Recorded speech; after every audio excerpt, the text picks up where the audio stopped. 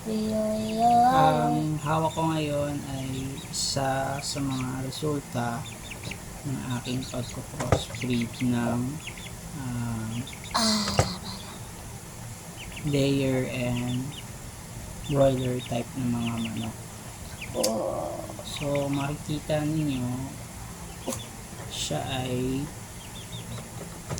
50% ng broiler and 50% possible na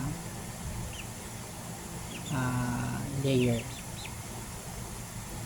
So hindi natin alam kung ano yung magiging result ng performance po nitong sisiw na to paglaki. Ngayon, pero kung makikita ninyo is mas lamang po yung broiler na genes niya, though hindi ganun kataba o yung feed conversion ratio is hindi ganun pero malakas kumain guys, manang-mana sa mga broiler. Ayan, kita naman. Ayan. Kusog pa nga ni. Ayan. Ayan, ititimbangin natin ngayon. So, sila ay na-hatch noong February 3. So, February 3, ilang days na yon? 3, 4, 5, 6, 7, 8, 9, 10, 11, 12. 13, 14, 15, 16, 17, 18, 19, 20, 21, 22, 23, 24, 25, 26,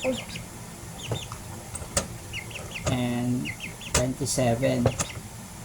So, 25 days na po sila. So, dalawa lang kasi yung napisa at nabuhay sa mga itlog ng anak ng 45 and eventually namatay po kasi yun.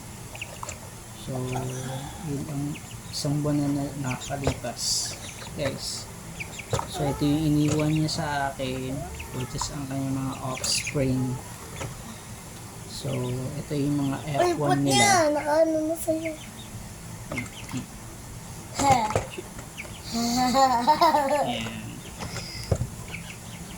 So ngayon, makikita nyo kung gaano kabigat po ito. So, ipapakita ko sa inyo. Galaw naman siya eh. Ang kulit nga eh. Almost, kung hawakan baby, nasa 500 grams na for 25 days. So pag ganito, ilang ano na po, siguro mga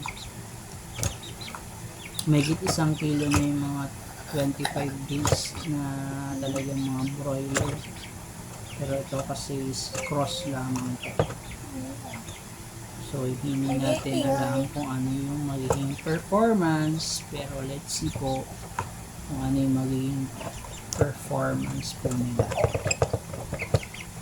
Kasi may nagtanong kasi sa akin kung nangingitlog po ba yung 45 days na mga manok. Dahil mga manok pa rin naman sila is nangingitlog po talaga sila. So ang nakamatagal po nila, yung akin kasi is 7 months and up bago sila nangitlog. So ayun, ito ay nga po is cross na po sa leghorn na lalaki, and ang kanilang mother is a broiler na which is tinira ko.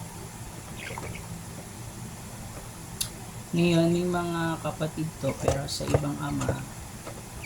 Sa susunod ng mga video papakita ko sa inyo, pero malalaki na yun kung makikita nyo sa mga videos ko.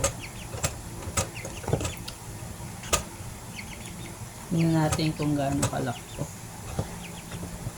Sa 1 month nila kung gaano nakabigat kalaki. Wow. I think ito ay lalaki dahil sa Tama. kanyang palong at sa kanyang ang tawag dito